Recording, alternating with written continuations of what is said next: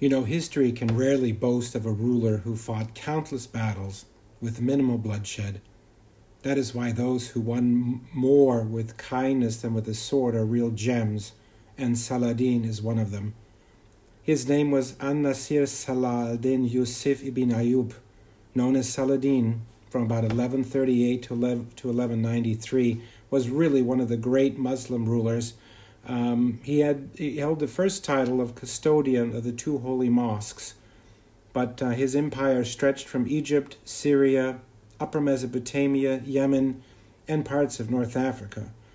But this was truly a gracious and wonderful man, revered by both the Christians and the Muslims. He was truly one of the greatest. One of the famously said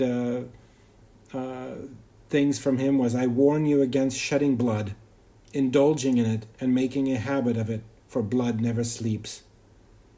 Some of the things that most people don't know about Saladin is he was a man without a home. So he was born in Iraq, where he spent most of his childhood.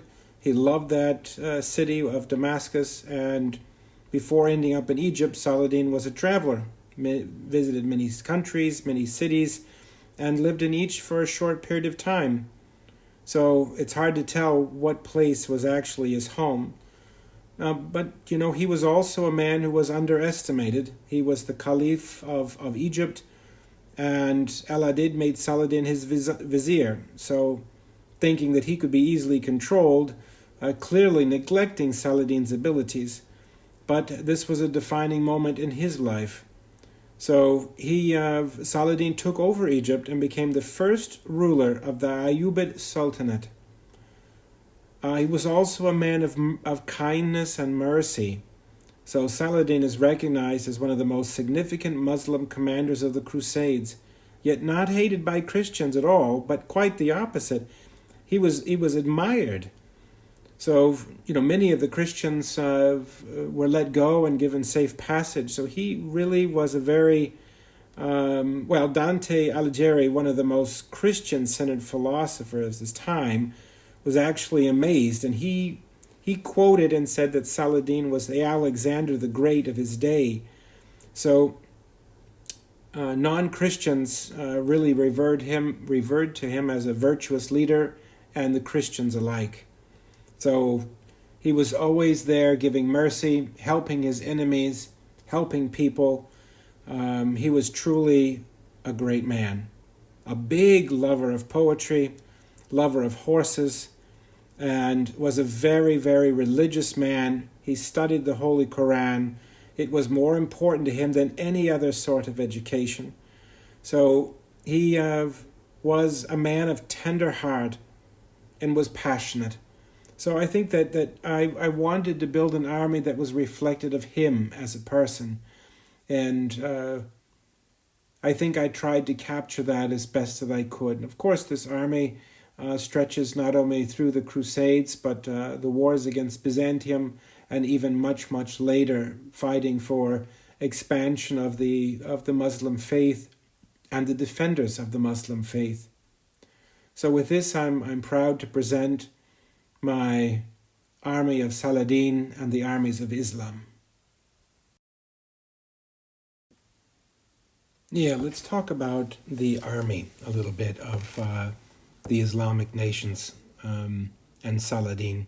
It would have been more heavy foot, medium foot, light foot infantry combined with a relatively impactful cavalry arm, both light cavalry with bow, and then the Mamelukes, or heavy Islamic cavalry, I guess you would call it, both medium and heavy. So there was a combination of armor, of leather, very versatile, lance, mace, bow. So what I could see from a lot of images and looking at it was a very, very colorful army. And of course it was made up of many peoples and many nations of Islam. So you had different ethnicity. You had different coats of armor or colors that were appealing from one to the next. So I tried to make this army very varied in its look, representing the armies of Islam as best I could.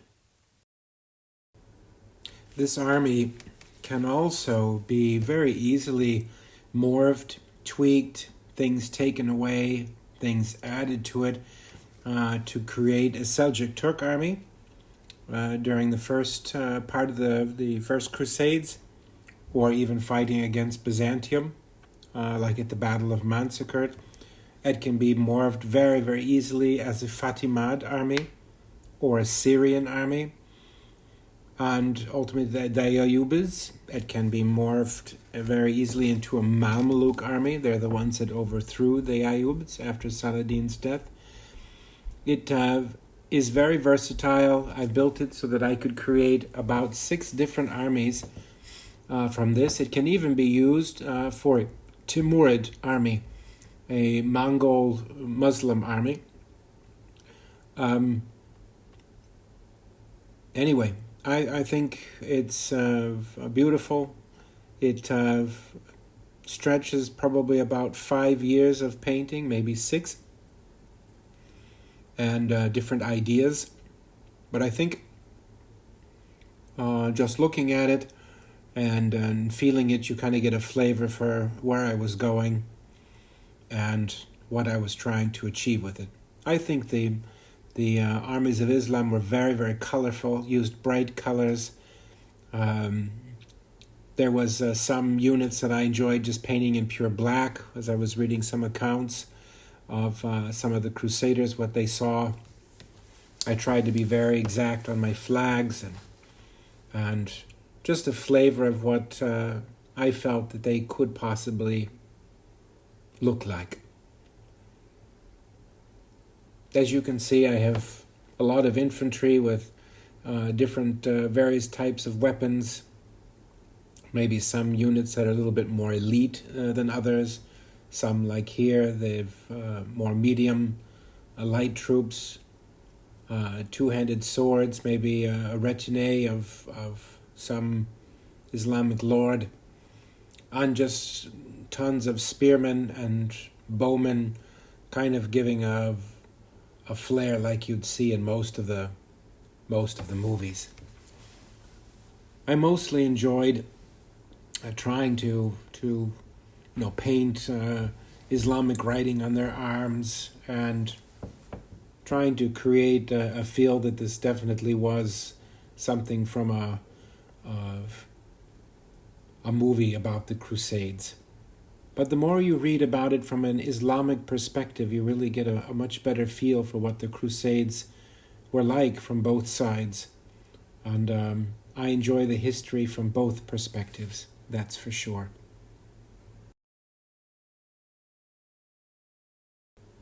So now we kind of move on to the figures, the painting, and a little bit of the modeling.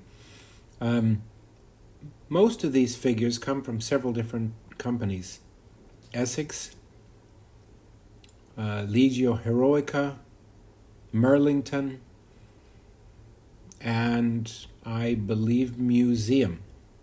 So these figures right here are from Merlington. I think they are exquisite. I tried to mix them all up a little bit, but you can see. I decided to paint them in units with certain colors to give it a feel of maybe a city-state or a warlord or combining colors. I created a lot of medium-type infantry units, Bedouins and nomads, cavalry. I mounted everything on for me, I do 80 millimeter frontage for all my bases, cavalry 60 millimeter depth, and 40 millimeter or 60 millimeter for the infantry. So try to give it a little bit of a desert feel and used every color under the sun. So I hope that you enjoyed my armies of Saladin and the armies of Islam.